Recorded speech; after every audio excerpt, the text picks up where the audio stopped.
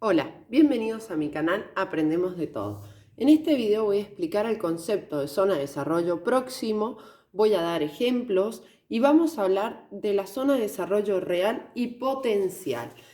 Vamos a contextualizar primero que la zona de desarrollo próximo es una teoría o un concepto dentro de la teoría sociohistórica de Lev Vygotsky, ¿sí? ¿A qué se refiere él con esta zona? Él diferencia tres zonas.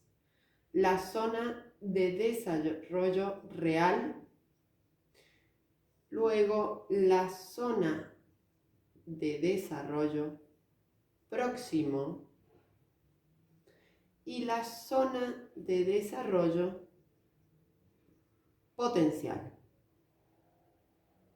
Como lo dicen las palabras, esta zona de desarrollo es la real, la que posee el alumno antes de atravesar por la zona de desarrollo próximo, donde se va a encontrar con la guía o ayuda de un docente, par o tutor.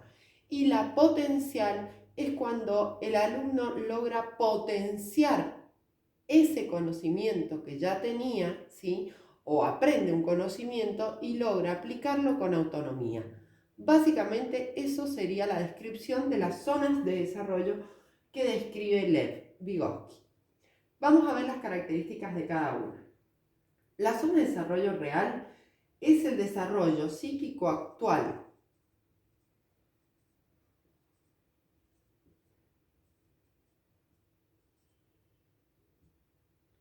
que posee el alumno o el sujeto de aprendizaje. Es el conjunto de conocimientos antes de atravesar esta zona, ¿sí?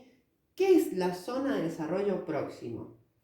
Es la distancia entre la zona de desarrollo real y la zona de desarrollo potencial con la ayuda de un experto o persona más capacitada, ¿sí? Y en esta zona es cuando se produce el andamiaje, que llama él. ¿A qué se refiere con andamiaje? No sé si ustedes han visto cuando hay una construcción y hay un andamio donde se para la persona para poder subirse, ¿cierto?, a un edificio, para poder pintar o construir. Pues bien, a eso se refiere el concepto de andamiaje. Este andamiaje representaría la ayuda de una persona más experta. ¿Para qué? Para que el alumno o el sujeto de aprendizaje logre llegar a ese aprendizaje, ¿sí? O logre apropiarse de un contenido.